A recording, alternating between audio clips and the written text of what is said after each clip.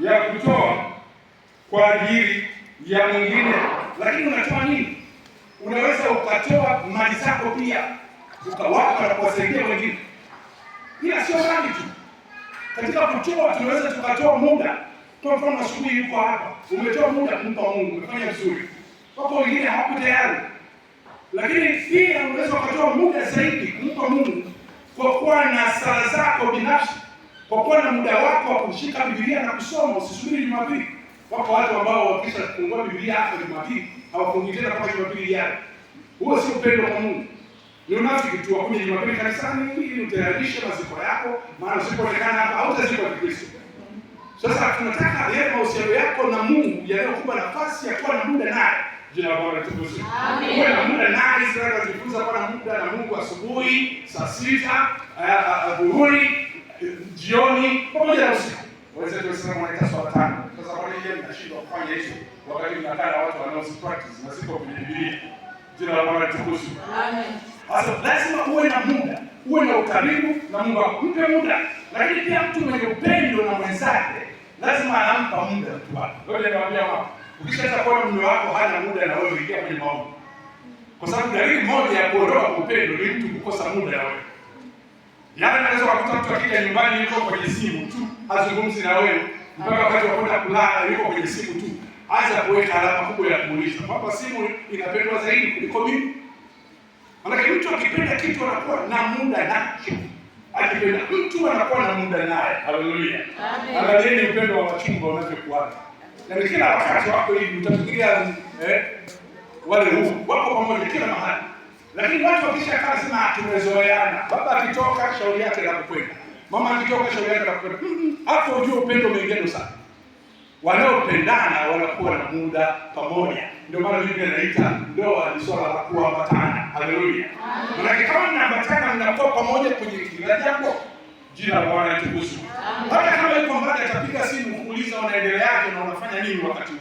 Maana kila mtu katika muda alionao hata kama na kazi nyingine bado wewe uko kwa nini? Anakukumbuka. Haleluya. Amen. Watu wengine hawakumbukani. Mume wake yuko kazini kwa apigi simu akirudi saa 4 usiku yatosha tu. Chana mtu hajaongea, umeongea na nani? Chana mtu. Umeongea na nani? Chana mtu. Jina la Bwana litukuzwe. Upendo ni kitu muhimu sana, kinawaleta watu pamoja. Lakini pia kinawaleta pamoja watu na Mungu wao. Sasa kutoa muda wako ni jambo muhimu sana. Hiyo ni alama nzuri ya upendo. Kutoa muda wako. Nimesema kuna muda hapa mwingi. Nimesomewa Injili ya Luka sura ya 10. Unaona yule alipouliza habari ya jirani ni nani, Yesu akaanza kumtafsiria habari ya mtu mmoja ambaye alikuwa amekutana na wanyang'anyi. Halafu akapita pale mtu wa Mungu mmoja yule, halafu akatazama tu akaenda zake. Lakini kule mbele atakumalizia. Unaona yule Msamaria, mtu ambaye alikuwa anadhaniwa kuwa hana dini, hawana Mungu ndani. Yule mtu alitoa muda wake kwa ajili ya yule aliyekuwa amevamiwa pale barabarani. Akafanya nini?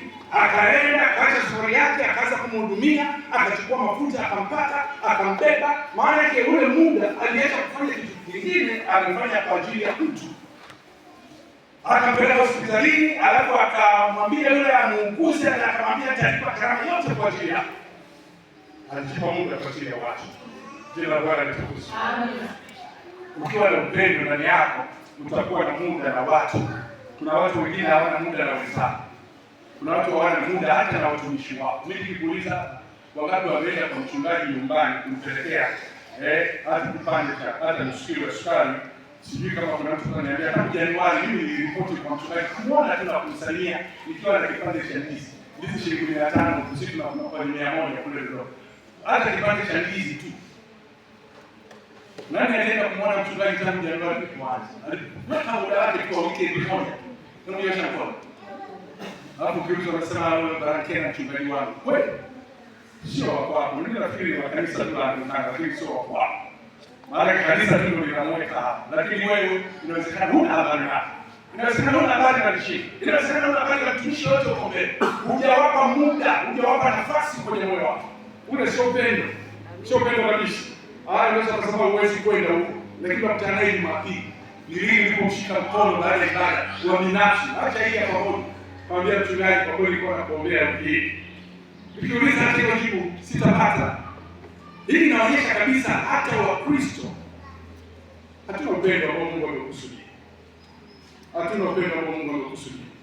Mimi nafikiri na hili ni agizo la Mungu kwamba tupendane, tuyarekebishe na mambo ambayo hayako sawa.